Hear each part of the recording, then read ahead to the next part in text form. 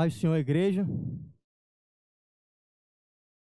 Prazer estar aqui à frente mais uma vez. Graças a Deus poder estar aqui mais uma vez. A gente sabe que a Deus pertence o amanhã. Ele nos tem dado dia após dia uma nova chance de respirar, uma nova chance de estarmos reunidos, não só para ouvir a palavra do Senhor, mas para aprender a palavra do Senhor. E aqueles que aqui estão nessa noite, por talvez uma simples aula de escola bíblica, eu te digo uma coisa. Em João 8,32, é muito claro, talvez todos aqui conheçam o versículo que eu vou falar, o qual diz: conhecereis a verdade, e a verdade vos libertará. Porém, quando a gente fala em conhecer, é muito mais do que simplesmente olhar, é muito mais do que simplesmente ver. Conhecer envolve você ir, você buscar, você talvez conhecer uma pessoa envolve você se relacionar. E amados, hoje estamos aqui para conhecer um pouco mais da verdade, que é a palavra do Senhor. E somente conhecendo a verdade, através do ensino da palavra, nós podemos ser libertos. A palavra é clara: conheceis e serás libertos. Mas se eu não conheço, se eu talvez negligencio o fato de aprender um pouco mais daquilo que eu estou só lendo, talvez eu não vou ser plenamente liberto de algumas coisas. Por isso eu clamo ao Espírito Santo nessa noite, e tudo aquilo que eu venha falar esteja vindo do trono do céu através dele.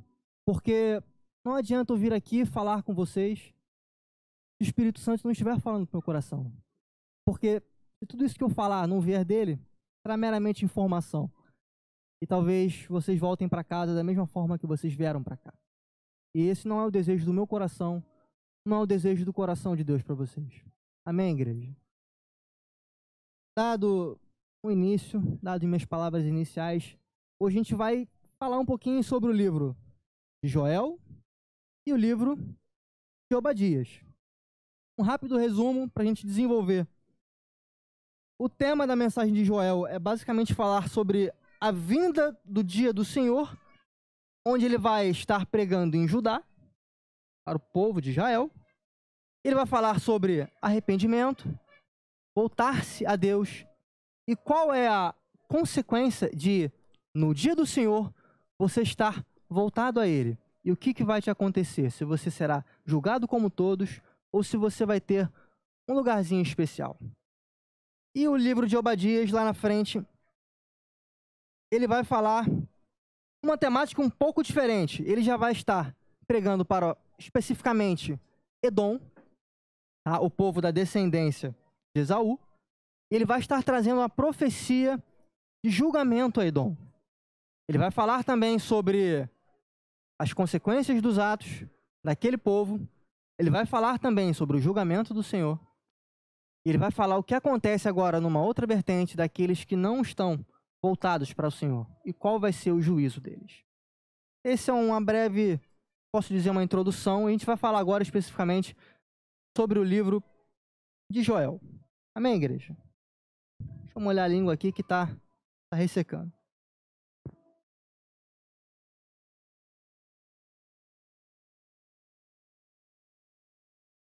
Vamos lá.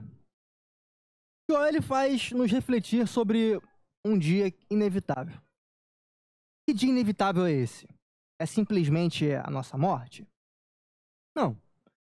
O dia inevitável é o dia do Senhor, a volta do Senhor e o juízo sobre todas as nações. Tá? O nome Joel ele vem falar que o significado do nome de Joel é Jeová é Deus, ou o Senhor é Deus. E o seu nome é muito interessante porque ele vai trazer algumas coisas ali que vão reafirmar por que Jeová, Yahvé, é Deus. O livro de Joel é um pouco complexo. Por que complexo? Não fica muito claro para os autores, os estudiosos da Bíblia, em que período exatamente ele estava alocado. Porque é um livro muito curto, não tão curto quanto o de Obadias, mas é um livro curto. E ao longo dele não tem sinais claros que definam se estava em uma época, em outra. Alguns autores vão dizer que ele estava ali em torno de 875 a.C. Uns já falam que ele vai estar um pouco mais próximo de antes do exílio da Babilônia, por volta ali do século VI. E alguns outros ainda vão dizer que ele possa estar depois, já durante o exílio ou pós-exílio. Mas independente do que os autores possam tentar juntar uma data exata, a sua mensagem é muito clara e ela independe do período que ela foi pregada. Porque ela vai falar de uma coisa futuro, uma coisa por vir. Tudo bem? Até aí tudo certo? Vamos lá. Em Joel 1, do versículo 1 ao 12, ele vem anunciando o que vai ser o dia do Senhor. Ele vem falando um pouco sobre campos destruídos, pastos esgotados, o gado, o vinho, azeite destruído. Isso simboliza ali o comércio, que era uma das coisas mais comercializadas na época, que era o azeite, o vinho e o trigo. E antes disso também, como secados os pastos e as plantações, também estará seca a alegria dos homens. E é interessante falar que já em Joel 2, do 1 ao 11, ele vem anunciando um pouco diferente. Ele vem falando da profecia do julgamento, os acontecimentos vindouros no temível dia do Senhor. São coisas que fogem um pouco à parte humana. São eventos mais ligados à natureza, como trevas e escuridão que estão por vir. Um exército que, onde passará, levará a sua destruição. Ele faz que ele traz o fogo que consome à frente, e para trás dele não tem nada que sobre, senão chamas. Ele vem anunciando em todo o seu livro alguns pequenos acontecimentos que estão separados para o dia do Senhor. Em meio a isso, Joel, pregando para o povo de Judá, ele faz 3 chamados ao arrependimento. Ele deixa um chamado ao que ele chama dos bêbados, um chamado aos agricultores e um chamado aos sacerdotes / aqueles que ministram na casa do Senhor. E tem uma figuração muito interessante nesses 3 chamados. O primeiro, quando ele fala dos bêbados, é o único pecado que fica explícito no livro de Joel, né? E analisa o bêbado não simplesmente como aquela pessoa que está embriagada. Olha que interessante. Se você parar para ler um pouco mais de profundidade, o que é um bêbado? Né? Alguém podia me dizer o que é um bêbado? Fora da sua realidade. Alguém poderia me dizer o que levou ele àquilo?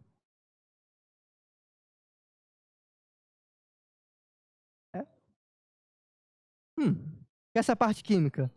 Quais foram as motivações dele? Uma decepção, uma fuga. Fuga é uma palavra interessante. Vamos lá, não vamos ficar aqui só falando, vamos interagir. A fuga é uma coisa interessante. Fala, irmã. Fala que sua voz vai pra internet agora. Brincadeira. Falar. Perfeito. E quando ele pensou nessa fuga, o que ele estava pensando? Em resolver o problema dele? Só isso. O que você acha?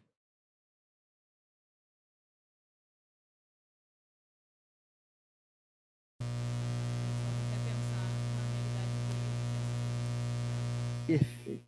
Olha que interessante. Quando Joel faz um chamado ao arrependimento aos bêbados, ele não remete não só a uma pessoa que simplesmente se embriaga, mas aquela pessoa que está sendo egoísta no seu modo de viver. Uma pessoa que simplesmente pensou em resolver o problema dela, ou simplesmente pensou em fugir dos seus problemas, só pensou em si e se embriagou para se isolar.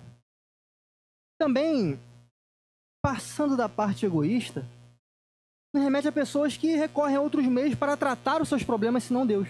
Olha que interessante. Então, olha qual é o primeiro chamado ao arrependimento. A que tipo de público? Não só aqueles que são egoístas, mas aqueles que talvez tentam tratar os seus problemas com quaisquer outras coisas que não sejam Deus. Olha que interessante. Vamos para o segundo chamado. Chamado aos agricultores. O que seriam os agricultores? por que eu estou chamando talvez um agricultor daquela época ao arrependimento ante a vinda do dia do Senhor? Olha que interessante. Os agricultores não eram as pessoas que, entre aspas, eram mais bem-sucedidas? Aqueles que eram donos de grandes campos, grandes olivais, de grandes plantações de trigo. Então, Joel está chamando aqui ao arrependimento não só aqueles que estão no erro, mas veja, aqueles que também são prósperos, porque em meio à sua prosperidade, pode haver algo de errado acontecendo. E talvez em meio à sua prosperidade ele não consiga enxergar. E está tudo certo ao redor dele e aquilo agrada aos seus olhos, quando na verdade algo de oculto pode estar acontecendo. Então veja, ele chamou aqueles que só pensam em si ou tentam fugir da realidade por outros meios, curando seu problema, senão a Deus. Chama aqueles que estão prósperos, mas chama também os sacerdotes e aqueles que ministram na casa do Senhor. E aqui é muito interessante. O chamado, você vê que ele é bem amplo. Mas por que também os sacerdotes? Simples. São pessoas que exercem liderança. São pessoas que estão à frente de pessoas que têm um poder para chamar, para conversar, para convencer, se não com o seu testemunho, mas com a palavra de Deus. Então ele chama também aqueles que exercem a liderança, os que cuidam e os que ensinam, para se lamentar, para rever aquilo que está sendo feito. Porque o dia do Senhor é inevitável e ele está vindo para todos, para todos. Ora, ora, ora. Pois bem, e esse é um ponto importante no livro de Joel. Enquanto muitos no passado talvez possam lembrar de histórias de Israel em que eles iam, conquistavam terras e subjugavam aqueles que estavam ali para dar algo através do Senhor, na profecia de Joel, na profecia de Jeremias, na profecia de Isaías, não é aquela história bonitinha de atenção, atenção, povos, meu povo está chegando, vai tomar tudo e vocês se aprumem. Não é. Joel, ele fala a respeito do julgamento e que ele é para todos. Todos passarão pelo juízo do Senhor. Inclusive o seu povo, que naquele momento estava desviado por diversos fatores. Idolatria é um deles, é o mais clássico. Uns diriam até o paganismo, começando a deixar de lado. Não somente idolatrando ao dinheiro, não somente idolatrando talvez a pessoas, idolatrando outros deuses. Então, senhores, antes de continuar, lembrem-se, o dia do Senhor virá, é inevitável. É inevitável. E o povo de Deus vai passar pelo julgamento. Alguns pensam que, porque eu aceitei a Cristo, eu estou isento do meu julgamento. Não é bem assim, cuidado. Você aceitou a Cristo? Um excelente começo, uma excelente decisão. Mas todo o teu trajeto até a vinda do Senhor, ele vai ser anotado. E lá no grande dia, você vai ser cobrado disso. Se você, ao longo da tua vida, fez coisas corretas, coisas boas, coisas que agradam ao Senhor, você vai estar muito feliz. Depois do julgamento, você vai botar a sua roupinha branca e, opa, vem cá, filho meu, aguarda aqui que tem mais gente chegando. Agora, se isso não acontecer, cuidado. Vamos continuar. Uma coisa também importante no livro de Joel é a ordem dos fatores. Como assim a ordem dos fatores, Paulino? Lá no capítulo 2, versículo 1, é soada a trombeta do alarme. Veja, é anunciado. Atenção, algo está por vir. Atenção, povo de Deus. Está sendo tocada a trombeta em Sião.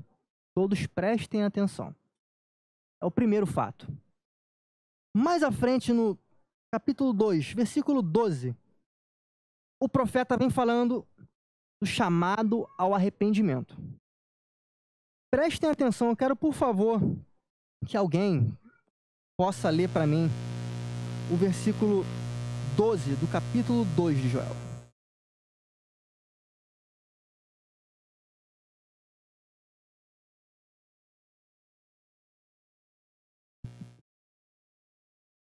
Pode continuar, por favor.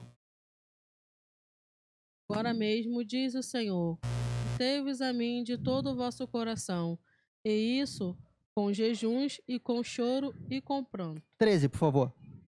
E rasgai o vosso coração, e não as vossas vestes, e convertei-vos ao Senhor, vosso Deus, porque Ele é misericordioso e compassivo, e tardio em irar-se, e grande em beneficência. Aleluia. E se arrepende do mal.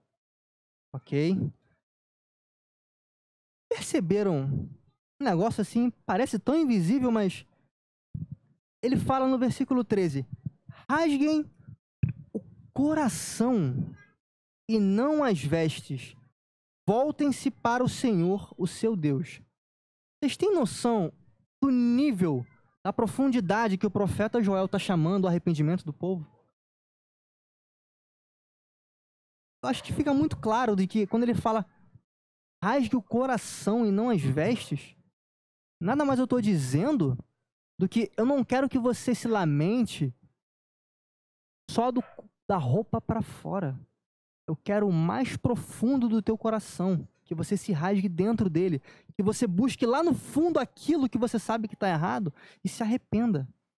E o que é arrepender-se? Ele dá a cola embaixo. É voltar-se para o Senhor. O arrependimento, como diversas vezes o nosso apóstolo já falou, não simplesmente é ter remorso, mas é sair daquele caminho de onde você estava, voltar-se para o caminho do Senhor e andar de volta em direção a Ele. Isso é o arrependimento. Eu não sei o que vocês têm passado na vida de vocês, eu não sei o que jaz no mais profundo do coração de vocês nessa noite, mas peça ao Espírito Santo. Nós somos pessoas privilegiadas e Joel vai falar o porquê. Peça ao Espírito Santo para que vá fundo no teu coração, que passe aquilo que fica aqui hoje, onde você bota a sua roupa para vir à igreja, que vá fundo no teu coração e mostre aquilo que você precisa se arrepender, porque o dia do Senhor está vindo. Amém? Pois bem, nós falamos então da ordem, falamos da trombeta, que é o alarme, que é o aviso. Hoje pode ser falado que estamos trocando uma trombeta aqui, estamos avisando. 2, estamos falando do chamado ao arrependimento. E qual é o terceiro passo?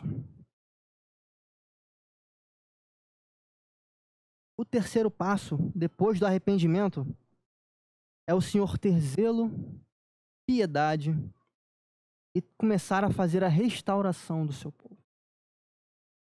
Uma pessoa arrependida, com o coração quebrantado diante do Senhor, é aquela a qual pode então começar a ser restaurada. Eu não estou comentando aqui nada novo, eu não estou falando uma outra língua. Eu sei que vocês podem falar, eu já sei. Mas é importante lembrar, porque Joel fala, existe uma ordem dos fatores. Você foi avisado. O que você vai fazer diante do aviso? Se arrependa. Somente então, com arrependimento, eu posso começar a restaurar a sua vida. E por fim, então, restaurado, você vai estar pronto e tranquilo para quando o dia do Senhor chegar. Até aí, tudo bem, igreja? Nada novo, né? Mas é bom lembrar. É bom lembrar. Pois bem, da mesma forma que lá em cima o Joel faz 3 chamados ao arrependimento, a balança do equilíbrio no texto nos traz 3 chamados à alegria. Olha que legal. Ele chama a alegria a terra, que após toda a destruição que virá, ela será restaurada, os campos. Ele faz um chamado à alegria aos animais selvagens, que vão poder desfrutar daquela terra de volta, terem seus habitats preservados, poderem procriar e dar continuidade à vida na terra. E ele chama a alegria aos homens, que serão restaurados e poderão desfrutar dos animais, da colheita, de tudo aquilo que o Senhor fez à terra para servi-los. E um paralelo muito legal, e isso não está no texto, e me veio à cabeça, é o seguinte: Deus está restaurando as 3 partes da terra. Fazendo uma analogia, ele também vai restaurar no homem as 3 partes que compõem seu corpo: a sua alma, o seu corpo e o seu espírito. Olha que interessante, olha como é a promessa de Deus para a gente. Ele não vai só restaurar aquilo que está ao teu redor, ele não vai só te dar condições de restaurar a terra em que você está, mas ele vai restaurar as 3 partes que compõem o teu corpo. O teu corpo, a tua alma, que é o centro das tuas emoções, e o teu espírito, que vem dele. Amém? Oh, glória. Eu lendo uma coisa dessa aqui, eu já fico, pelo menos, reanimado no dia de hoje. Não é não, varão? Nosso diácono aqui chega a tá. É isso. É exatamente isso. E por fim, quando restaurados e arrependidos, Joel fala do negócio bem interessante pra gente. E que negócio é esse? O que tá lá em Joel 2:28? De quando vocês então estiverem alertados, arrependidos, então em processo de restauração, o que ele fala lá em Joel 2:28? Quem pode ler para mim? Passa o microfone para que essa voz possa estar registrada. Por favor. E há de ser que depois derramarei o meu espírito sobre toda a Aleluia. carne, e vossos filhos e vossas filhas profetizarão. Os vossos Aleluia. velhos terão sonhos, e os vossos jovens terão visão. Aleluia. Joel aqui nada mais está dizendo que no processo de restauração viria sobre nós o Espírito de Deus. Para que nós não possamos naquele momento estar completos, mas além, vai muito além. Receber simplesmente o Espírito Santo com a ida de Jesus vai muito além de você estar completo. É mais profundo que isso. Ele tem a ver com você estar completo para que você possa levar o anúncio, para que você possa chamar ao arrependimento, para que você possa levar pessoas a procurarem ser restauradas também. Para que naquele grande dia, não só você e da tua família esteja ali diante do Senhor com as tuas vestes brancas, mas você possa estar trazendo a tua família inteira. É sobre isso, senhores, que Joel estava dizendo. Esse é um dos grandes motivos da vinda do Espírito Santo. É que não só você, por simplesmente como um bêbado egoísta, resolva o seu problema, mas que através do Espírito Santo em você as pessoas possam ver que tem algo diferente. É através de você, você vai ser um instrumento para ser restaurador. Você vai ser um instrumento que vai anunciar. Você vai ser um instrumento que você vai trazer pela palavra do Senhor o arrependimento que só o Espírito Santo consegue fazer dentro da pessoa. E você vai ser uma pessoa que vai trazer restauração. Você vai ser um instrumento de restauração. Você vai ser um remidor. Você vai ser um remidor, enfim. A ordem dos fatores, nesse caso aqui, altera o produto. Lembrem-se disso. Em Atos 1, do 6 ao 8, Jesus já anuncia o envio do Espírito Santo, o cumprimento daquilo que o Jó já tinha profetizado lá atrás. Além, Pedro, no dia de Pentecostes, em Atos 2, do 17 ao 21, ele vai falando do cumprimento, ele cita exatamente aquilo que o Joel disse lá atrás. Porque Deus não é Deus de confusão. Deus não é Deus de confusão. E eu chamo vocês a refletir. Se você está diante do seu rosto nesse momento, vendo que as profecias vêm se cumprindo, você vai duvidar de que vai continuar se cumprindo? Pare e reflita sobre isso. A gente está aqui, tentando lembrar, anunciar. Lembre-se disso. As fases do processo estão se cumprindo. E glória a Deus por isso. Porque hoje, eu e você, graças a Deus, temos o Espírito Santo. Coisa que no passado as pessoas não tinham.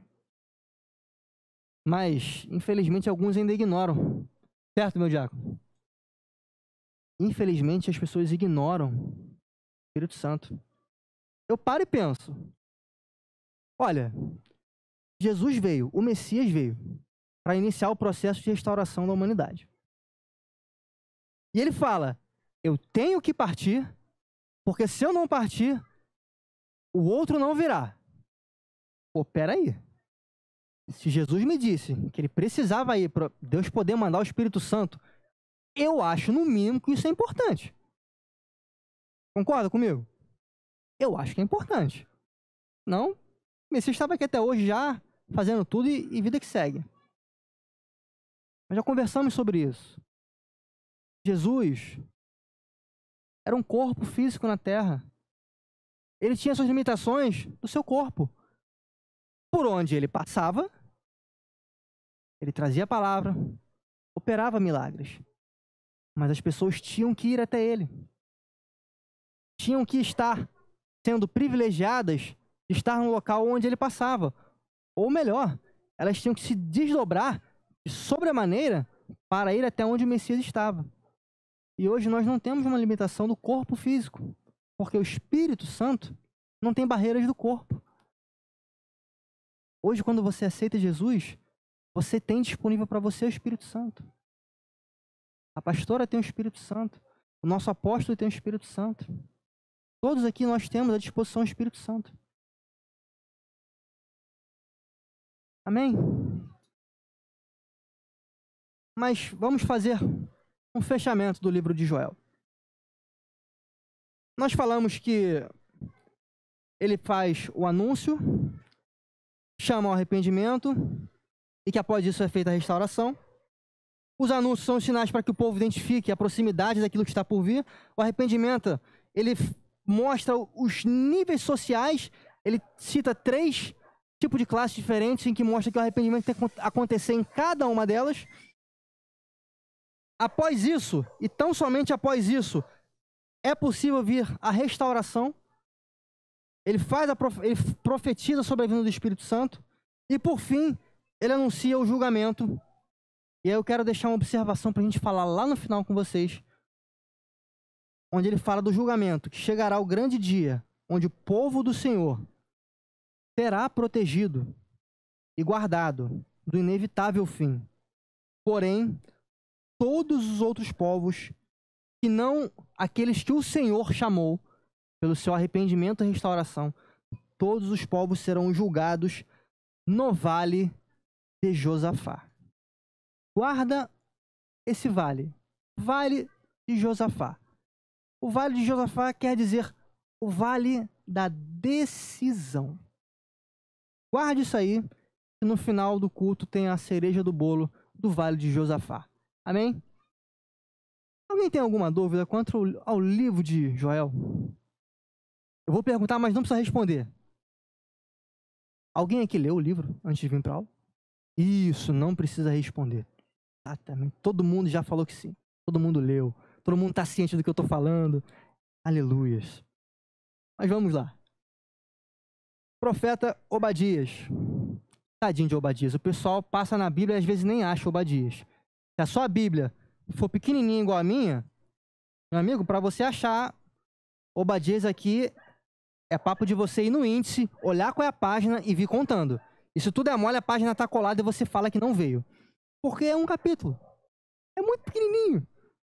Caramba, as pessoas olham assim. Eu mesmo, na minha leitura normal da Bíblia, a primeira vez que eu passei por Obadias, eu falei, ih, caramba.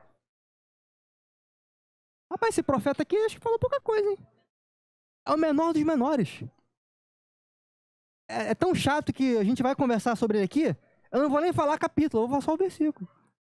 Mas enfim, Obadias, o tema da sua mensagem, como a gente falou no início, é a destruição de Edom por causa do seu orgulho, da sua arrogância e dos seus atos malvados contra o povo de Israel. Tá bom? E por fim, lá no finalzinho, ele reafirma as promessas de Deus para Israel e a sua herança. Tá?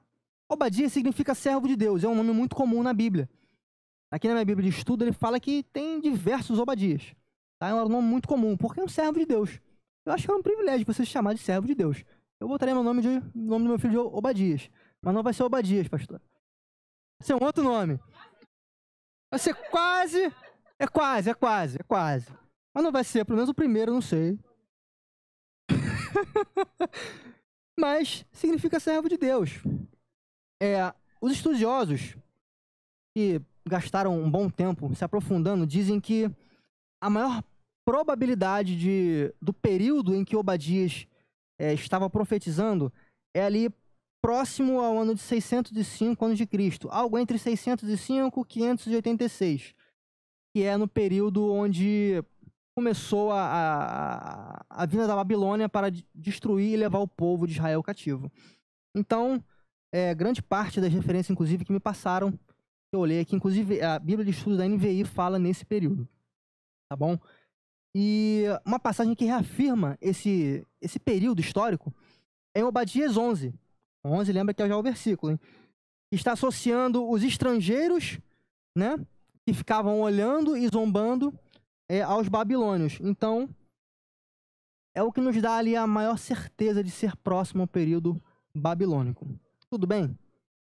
E quem era Edom? Vamos lá. Quem era Edom? A gente está num profeta, ele se voltou exclusivamente para profetizar contra Edom. Quem era Edom? Alguém pode me dizer? Eu dei uma cola e quero ver se o pessoal estava ouvindo. Eu quero saber se o pessoal estava ouvindo ou se o pessoal é bom mesmo. Assim, eu não ouvi, eu sei que é isso. Vamos lá. Ó. A varoa que estuda é outro nível, né, cara? Não, você deu a cola Outra que era da parada. linhagem de Esaú. Exatamente. O povo de Edom vem da linhagem de Esaú. Mas quem era Esaú? O ponto eletrônico tá? O irmão de Jacó. Isso é importante a gente entender que, como aqui o povo estuda, aqui é uma igreja letrada. Aleluia. Jacó, ele teve uma história legal, já dentro da barriga da sua mãe com seu irmão Esaú. Sabiam disso? Uma história maneira.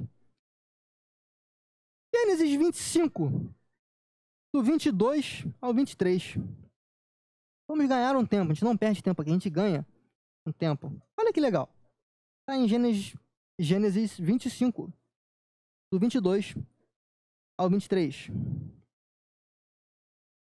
Isaac orou ao Senhor em favor de sua mulher, porque era estéril. O Senhor respondeu à sua oração, e Rebeca, sua mulher, engravidou. Os meninos se empurravam dentro dela, pelo que disse: por que está me acontecendo isso, Senhor? Então o Senhor disse a ela: 2 nações estão em seu ventre. Já desde as suas entranhas, 2 povos se separarão. Um deles será mais forte que o outro, mas o mais velho servirá ao novo. Então, olha que legal. O Senhor, já na barriga de Rebeca, já anunciava que tinha um negócio ali de umas voadoras, de um lado e do outro. E era tão legal o negócio, que quando Esaú saiu, o que Jacó fez? Já pegou: opa, não sai sozinho não, eu vou junto. Pegou o calcanhar de Esaú. Se não era para puxar, porque a gente conhece a história, porque ele queria sair primeiro. Não conseguiu sair primeiro. Exatamente. Como Esaú já era muito cabeludo, e por isso o nome Esaú, acho que não deu muito certo, não conseguiu puxar, né? Ficou para trás. Então, naquele momento a gente já via uma brigazinha ali. E essa briga, ela ia se perpetuar até lá à frente. Tá? A gente conhece a história, como eu disse, você já sabe muito bem. Quem não sabe, já chamo, toca a trombeta. Olha aí, irmão, toca a trombeta, já começa a ler. É bom entender as coisas, hein? Corre lá e dá uma olhadinha na história lá em Gênesis 25 pra frente, você vai entender a história de Jacó e Esaú. Mas, pois bem, essa pinimba deles, esse probleminha, se estendeu. A gente lembra que Jacó, né, tentou ali dar um golpezinho de estado, pegar o direito à primogenitura de Esaú, né, com um golpezinho maneiro. Ele foi esperto. Rapaz, quer atingir um homem ou quer conquistar um homem? Fica a dica aí pra quem tá na internet, que aqui só tem varão comprometido. Vai no estômago. Vai. Eu tô mentindo? Pega essa revelação, ó. O povo da internet. Preste atenção, varoas da internet. Olhando fixamente pra mim. Quer pegar o candango? Vai no estômago. Faz igual o Jacó. Ele foi no estômago. Pegou um belo dia. Seu irmão tava chegado, cansando lá, pá, vim na caça. Não peguei nada. Jacó, pastor, tranquilão, cuidando da galera. E o outro caçador. Ele chegou cheio de fome, não caçou nada. Quase morrendo, literalmente morrendo de fome. E vira pra Jacó. Aí, irmãozinho, seguinte, tô cheio de rango. Me dá uma moral aí. Me dá essa tua lentilha maneira que tu tá fazendo, que o cheiro tá indo lá na Síria. Aí ele lembrou daquele chute que ele tomou na cabeça quando o Esaú saiu primeiro. Foi o seguinte, vamos trocar. Tu me dá o teu direito a ser o primogênito e eu te dou a minha sopa de lentilha. Que tal? Aí que vem a parte interessante, olha só. Se vocês estão num problema, gente, não piora. O que Esaú falou? De que vai me adiantar esse negócio de ser primogênito? Eu tô quase morrendo. Me dá esse negócio aí, você pode ter o direito. Meu amigo, acabou. Golpe de Estado. Pronto. Menosprezou. E aí Jacó foi mais um tiquezinho no problema lá dos irmãos. Malandro. Enfim, não vamos nos postergar nessa história legal, que dá quase não um filme, uma trilogia. História legal, que você vai ler em casa se você não conhece. Eu tô falando isso pra gente entender que Edom, por mais que lá na frente Esaú fez as pazes com Jacó, foi Esaú, não foi a sua descendência. Eles criaram algumas pequenas pinimbas que se perpetuou. Tem algumas passagens, por exemplo, vamos lá em Números, capítulo 20, do 14 ao 20. A passagem em que Edom nega que Israel passe pelo seu território. Mas por quê? Moisés chega lá, pelo amor de Deus, tu sabes que somos irmãos, a nossa descendência é irmã, deixa-me passar pelo seu território, prometo que não vou sair da estrada, vou seguir reto, não vamos consumir nada. Aí a galera, esse cara aí não é o que deu o golpe lá no nosso avô lá? É, foi ele. Aí, esse cara é vacilão, não deixa passar não. Foi assim. Simples assim. Mas por quê? Porque eu não quero, pô. Vai que esse povo grande todo ainda quer para aqui e toma nossas coisas. Esse cara, tu lembra que esse povo é tudo malandro, né? Então vai que eles vão querer dar um golpe de estado a gente. Não deixa passar, não. E aí, 2-1, linhagem de Esaú. Mais à frente, vamos agora lá para Davi. Davi já ali, tendo alguns problemas com Saul. Foi lá procurar Aimeleque, em Nob, pedir ajuda ao profeta.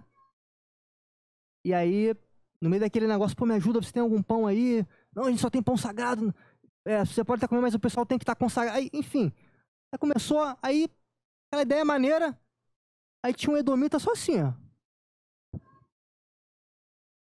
É Davi? Cara, é Davi. Meu amigo Saul vai se amarrar em saber que Davi tá trocando ideia com um profeta pedindo ajuda. Fofoqueiro. É mole? É mole, irmão? Tava lá um edomita pronto pra fazer uma fofoca. Passou por ali, foi direto pra Saul. E Saul, parada é a seguinte.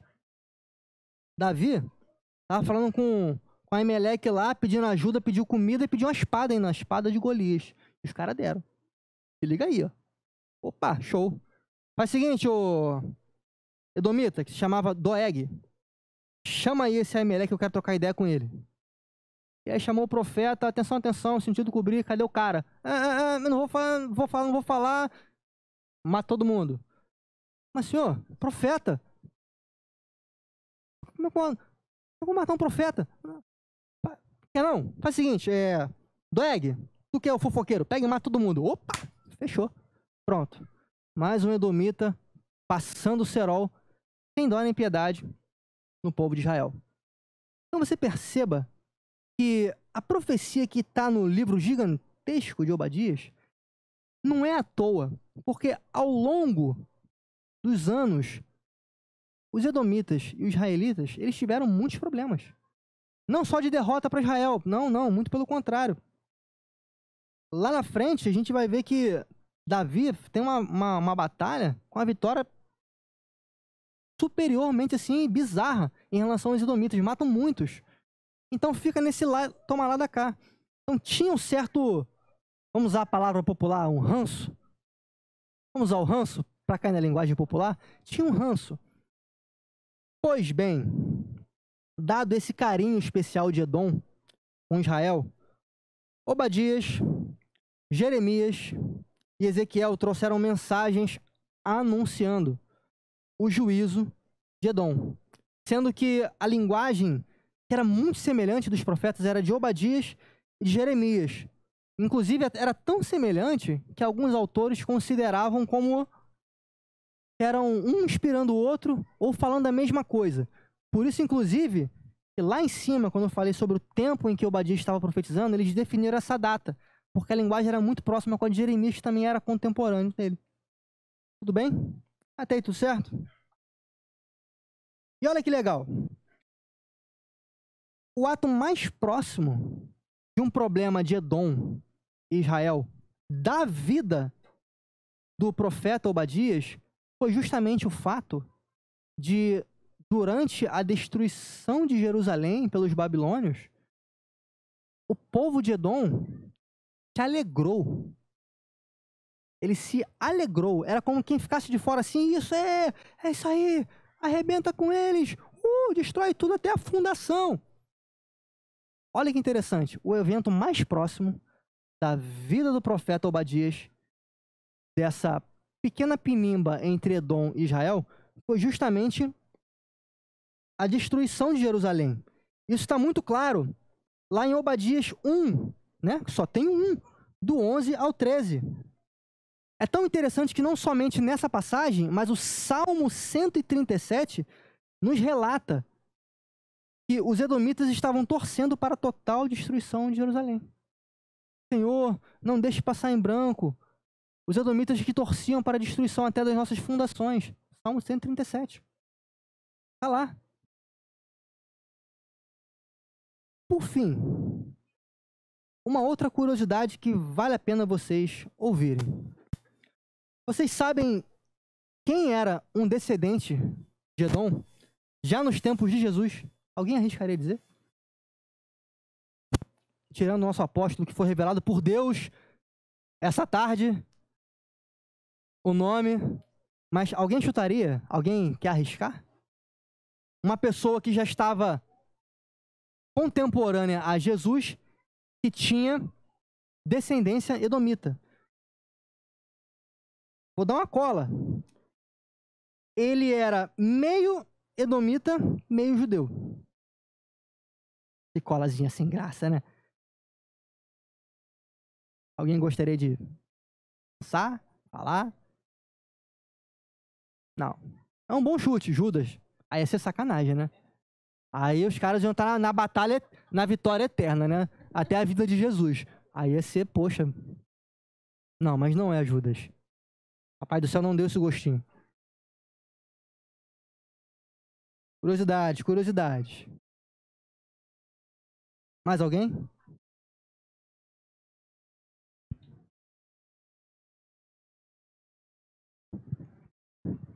Tá próximo ali. Chutaram aqui Barrabás. Tá próximo. Tá próximo. Não, aí não. Tá, vamos lá. Chega de mistério. Olha que legal. Quem matou mandar? Olha, até fiquei já aqui. Quem mandou matar todas as crianças abaixo de 2 anos em Belém e nos arredores?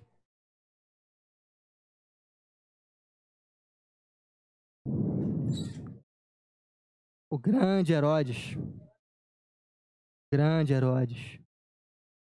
Herodes o Grande,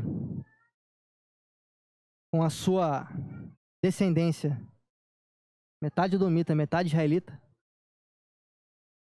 foi a pessoa que mandou matar todos os bebês até 2 anos, não mais bebê, né? Todas as crianças até 2 anos, em Belém e ao redor, porque ele sabia que estava vindo aquele que iria redimir, e aquele que inclusive no futuro julgaria. Ele tentou atrapalhar os planos de Deus, os planos do Senhor. Mas, obviamente, e graças ao nosso bom Deus, que isso não foi possível. Mas Herodes também era o parceiro lá de Edom. Então vocês vejam que tem alguns bons e numerosos motivos para chegar alguém e falar assim: amigo, você que é especial, que você fez um negócio diferente, deixa eu falar um negócio para você. Abre o teu olho. Abre teu olho. E não foi só ele. Jeremias, como eu disse, Jeremias e Ezequiel também profetizaram contra Edom. E qual é o grande detalhe de Edom? Aonde ficava Edom?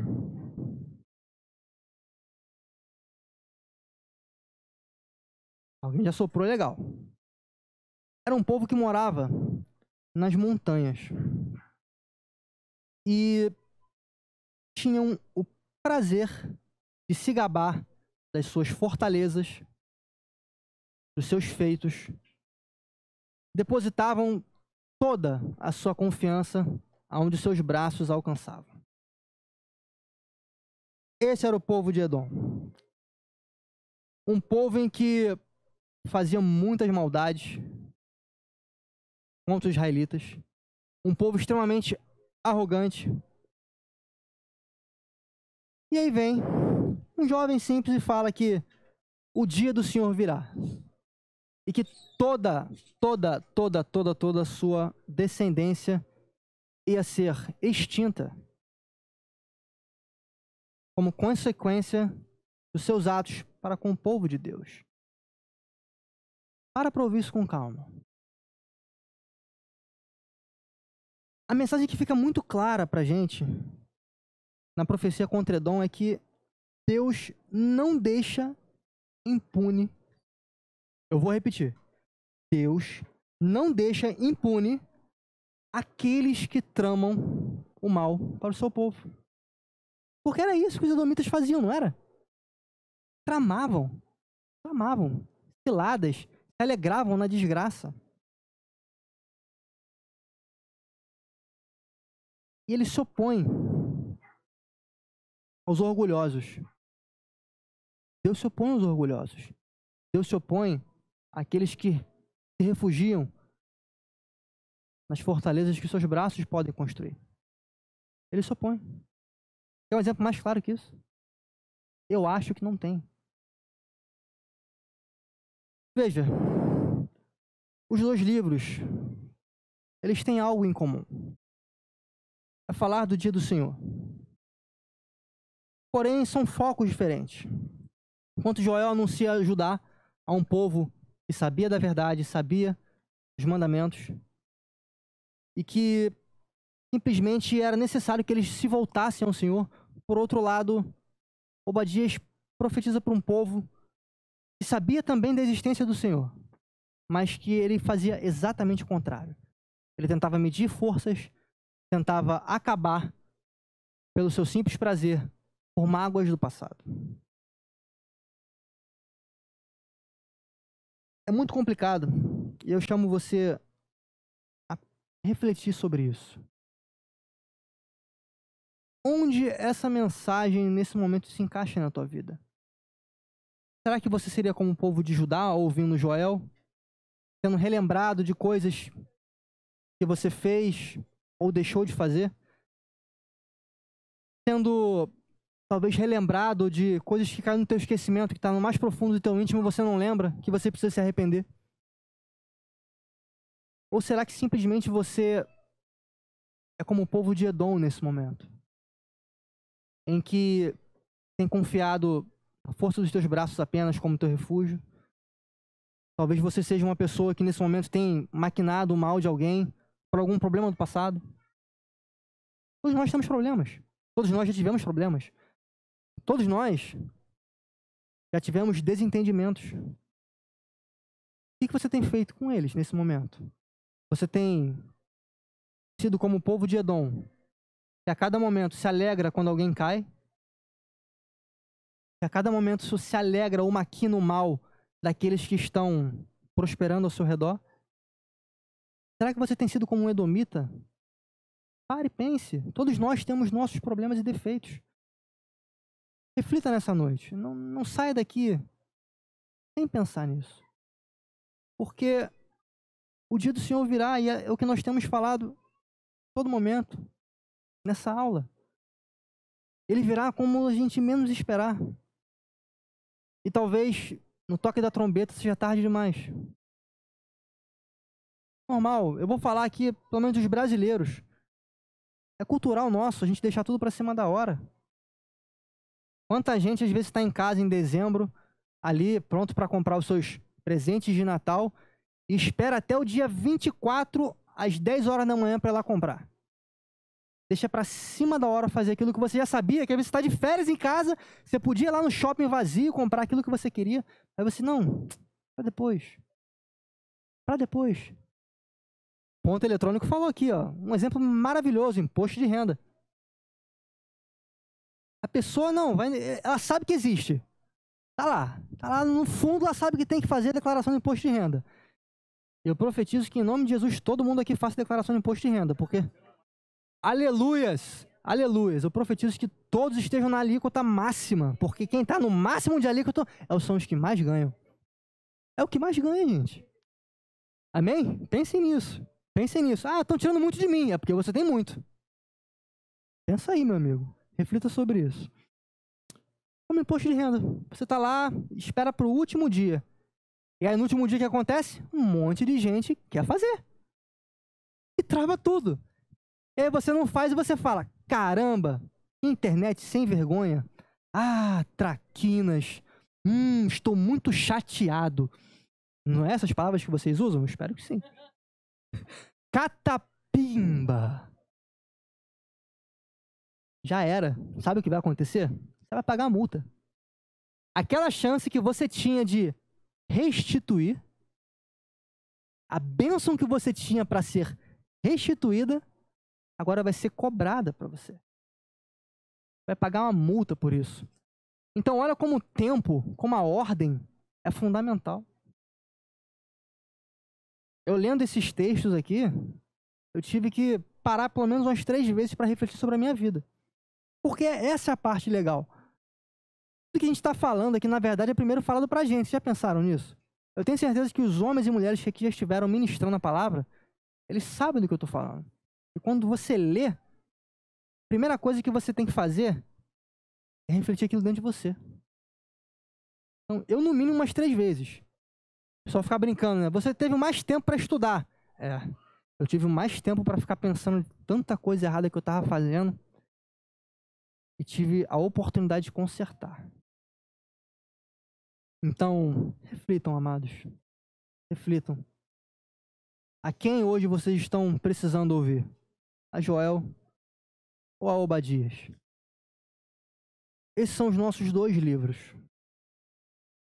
São profetas menores, não de menores importância, mas de menores quantidade de escrita. Mas não é porque você é o menor que você é o menos importante. São palavras simples, afiadas como uma adaga, que no seu pequeno tamanho consegue ir fundo e fazer um estrago tremendo. Aqueles que não tiveram oportunidade de ler, deixa eu reformular. Aqueles que ainda não pegaram para ler, oportunidade, graças a Deus, nós temos. Leiam, reflitam sobre. E para fechar essa nossa mensagem do ensino, eu volto lá onde eu falei de Vale de Josafá. O vale da decisão. Eu queria que vocês prestassem bem atenção nisso que eu vou falar, porque já não faz parte mais do estudo. Mas eu creio que é uma mensagem vindo do Senhor para cada um nessa igreja. Para cada um nessa igreja. Eu, por si só, não elucidei isso. Eu, ao ler a Bíblia de estudo, uma passagem brilhou aos meus olhos. Era justamente o que falava sobre Vale de Josafá. E aquilo ficou brilhando, como uma luz vermelha. Lê sobre isso. Fui ler sobre o Vale de Josafá. E o nome me intrigou porque Josafá foi um rei. Bem, vamos relembrar quem é Josafá? Josafá foi um rei de Judá. E na época dos reis, quando a gente lembra dela, a gente fica meio já receoso, né? Porque foram tantos ruins, poucos bons. Pasmem, Josafá foi um rei, eu vou usar o termo fantástico, para Judá. Mas por quê? Lá em 2 Crônicas 20, Josafá, no seu reinado, ele é informado que os moabitas, os amonitas, eles traziam uma guerra a Judá. Josafá foi um rei íntegro que buscou fazer o que o Senhor tinha em sua lei. O seu único, digamos assim, o seu único problema, o seu único defeito é que ele não retirou totalmente os altares idólatras do meio do povo. Ele foi um rei muito importante porque ele foi um dos poucos que separou profetas, separou levitas para irem em todo o reino ensinar a palavra. Um dos poucos que fez isso. Porque ele queria que a verdade libertasse todo aquele povo daquilo que eles estavam fazendo de errado. Foi um dos poucos reis que construiu muitas e muitas fortalezas, em que fez em quase tudo aquilo que agrada ao Senhor. E lá em 2 Crônicas 20, é reportado a ele que uma guerra estava vindo em sua direção. Acreditem, é assim que está escrito na Bíblia. Então, Josafá decidiu consultar o Senhor. Decidiu vem de decisão. Vale a decisão. Tem umas coincidências aí. Legal. Amados, para você parece óbvio. Você era um rei bacana. Era um rei que fazia aquilo que o Senhor gostava. Ele levantou e falou, vou consultar. Mas não é tão óbvio assim. Por que, Paulinho, não é tão óbvio assim? Porque se você for lá em 2 Crônicas 17, um pouquinho atrás, vem falando o que esse rei tinha à disposição dele. Você sabe qual é o tamanho do exército que Josafá tinha? Nós temos números, porque a Bíblia nos dá números. Eu tive um trabalho de 10 segundos de somar, porque eram separados os números por região que ele tinha do seu reino. Chuta aí um valor. 10 mil homens. Quem dá mais? Quem dá mais? Quem dá menos? 100 mil. Falaram 100 mil. Quem dá mais? Quem dá mais? Quem dá mais? Quem dá mais? 100 mil? 100 mil é isso? 100 mil é isso? 100 mil homens? Bastante coisa. 100 mil homens para Israel. Quem dá mais? Vamos lá. Quem dá muito mais? 300 mil é bacana. Quem dá mais? Quem dá mais? É um rei que andava nos caminhos do Senhor. Ele tinha mais. 700 mil? Tinha um pouco mais. Não. Não. Amados, ele tinha um exército de, a Bíblia fala, homens experientes na batalha. De 1.160.000 homens. Era o exército que Josafá tinha à sua disposição. 1.160.000 homens que ele tinha à disposição. Homens que era do negócio diferente. A Bíblia fala, não estou elucidando. A Bíblia é bem clara. De homens experientes na batalha.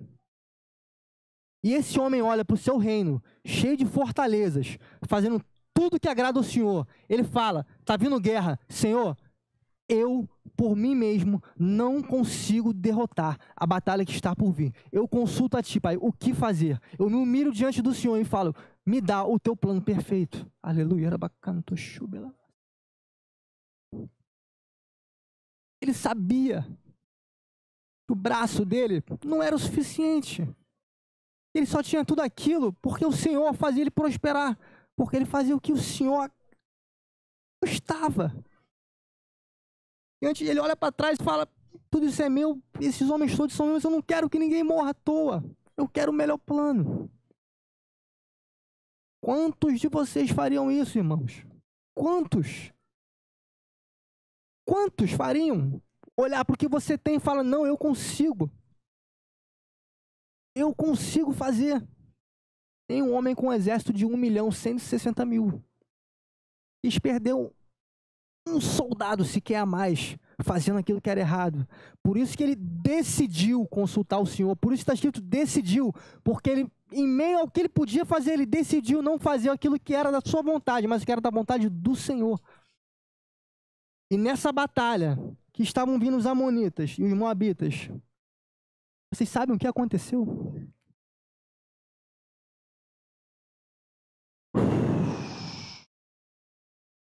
Eu vou ler para vocês o que aconteceu. 2 Crônicas 20. Por favor, todos para 2 Crônicas 20. Porque alguns talvez aqui tenham o hábito de sublinhar coisas que são importantes para o nosso entendimento, para nos lembrar algo de aprendizado. Então, chamo você a refletir. Talvez seja interessante ou não nesse momento sublinhar aquilo que estarei lendo para vocês.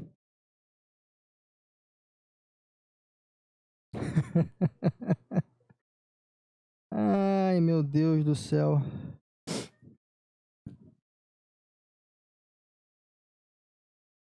Aleluia. Assim diz a palavra do Senhor.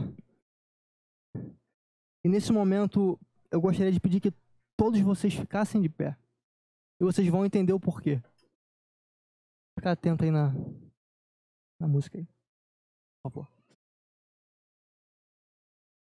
Ó nosso Deus, não irás tu julgá-los, pois não temos força para enfrentar esse exército imenso que vem nos atacar. Não sabemos o que fazer, mas os nossos olhos se voltaram para ti. Versículo 13. Todos os homens de Judá, com suas mulheres e filhos, até os de colo, estavam ali em pé diante do Senhor. E quando todos em pé estavam, o Espírito de Deus vem até um homem, um profeta, e fala por aquele homem: escutem todos os que vivem em Judá, em Jerusalém.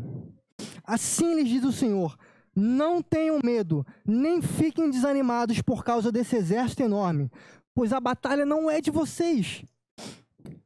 Amanhã desçam contra eles. Eis que virão pela subida de Ziz, e vocês os encontrarão no fim do vale, em frente ao deserto. Vocês não precisarão lutar essa batalha. Tomem suas posições e permaneçam firmes, e vejam o livramento que o Senhor lhes dará. Ó Jerusalém e ó Judá, não tenham medo, nem desanimem. Saiam para enfrentá-los amanhã, e o Senhor estará com vocês.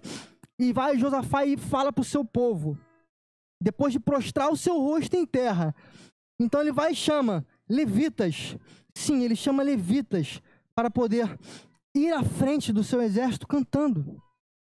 De madrugada partiram para o deserto de Tecoa. Quando estavam saindo, Josafá lhe disse: escutem, Judá e ó povo de Jerusalém, tenham fé no Senhor, tenham fé nos profetas do Senhor, e terão a vitória.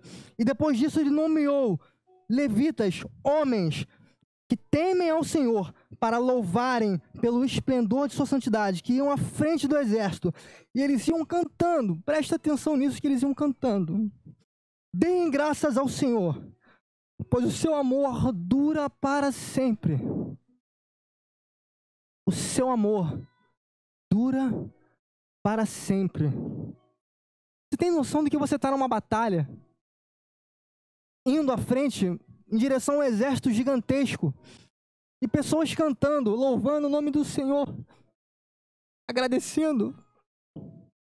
Tenta imaginar a grandiosidade disso. Fechem os seus olhos nesse momento, como vocês fechem os seus olhos. Tentem imaginar um exército na frente de vocês, a grande batalha por vir, e você toma a decisão de, nesse momento, de cantar: teu amor é para sempre. Porque é nesse ambiente que eles iam para a batalha. E sabe o que eles viram? Continuem cantando, que vocês vão ver agora de olhos fechados.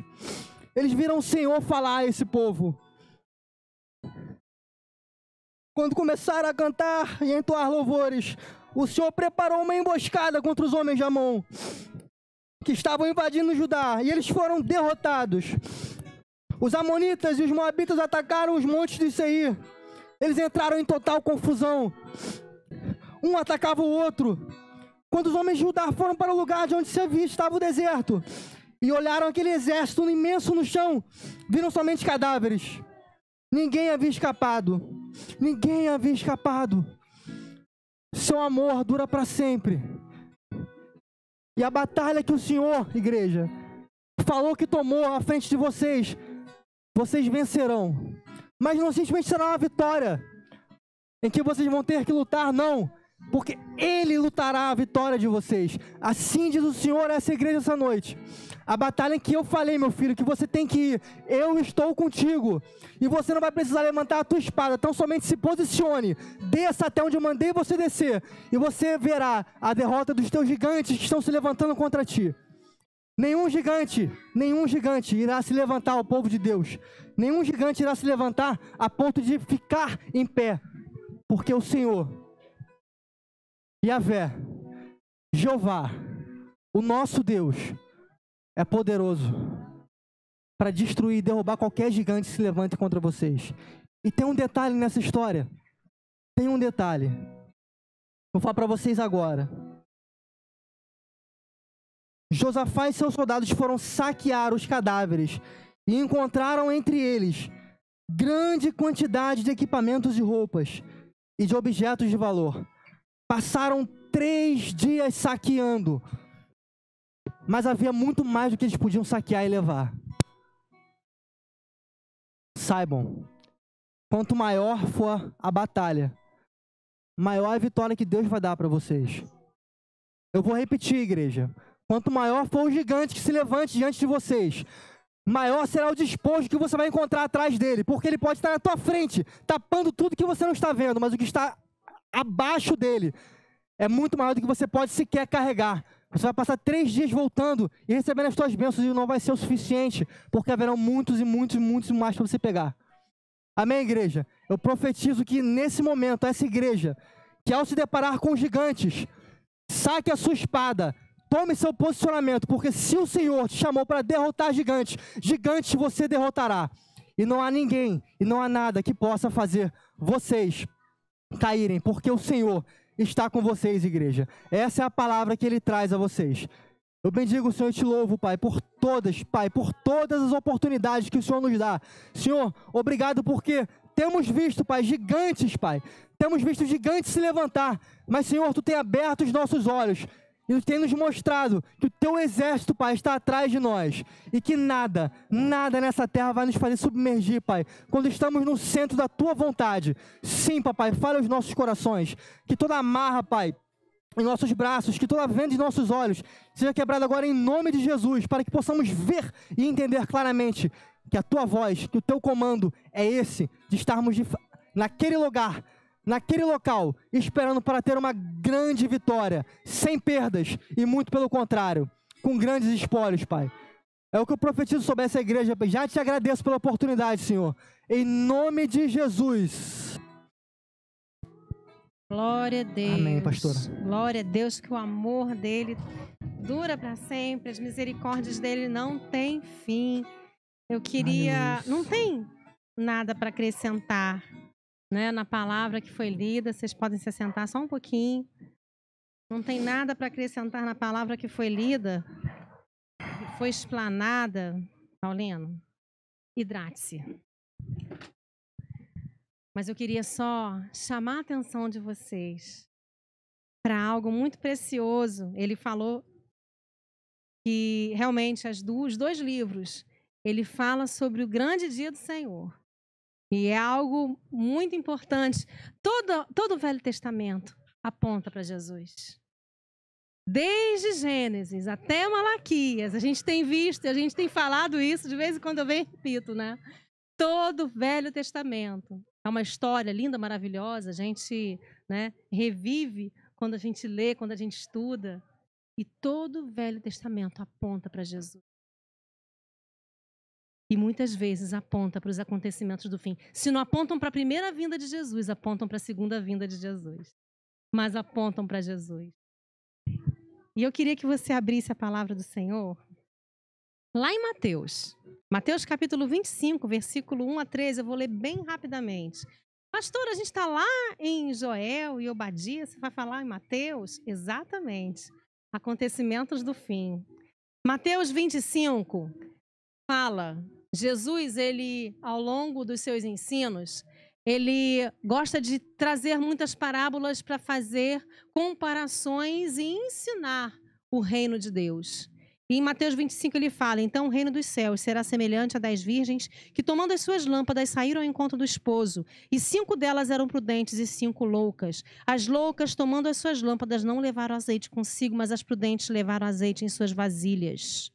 Mas à meia-noite ouviu-se o clamor: aí vem o esposo! Saí-lhe ao encontro. Então todas aquelas virgens se levantaram, prepararam as suas lâmpadas, e as loucas disseram às prudentes: dai-me do vosso azeite, porque as nossas lâmpadas se apagam. Mas as prudentes responderam, dizendo: não seja caso que nos falte a nós e a vós, ide antes aos que vendem, comprai-o para vós. E tendo elas ido comprá-lo, chegou o esposo, e as que estavam preparadas entraram com ele para as bodas, e a porta se fechou.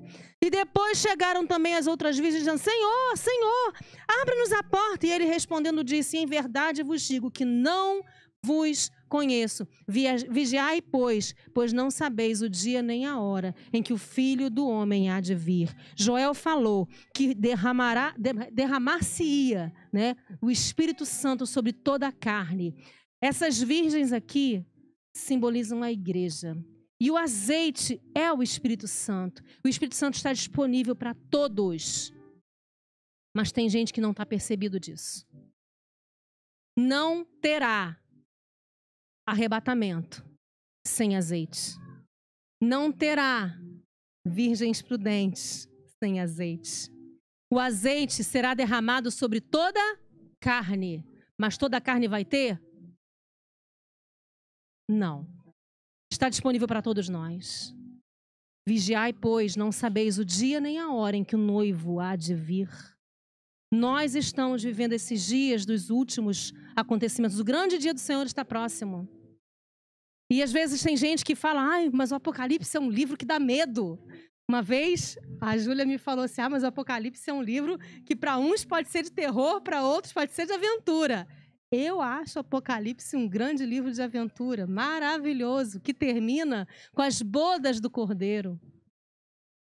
É um livro cheio de figuras, realmente. Tem dragões, tem fogo, tem destruição, tem muita coisa.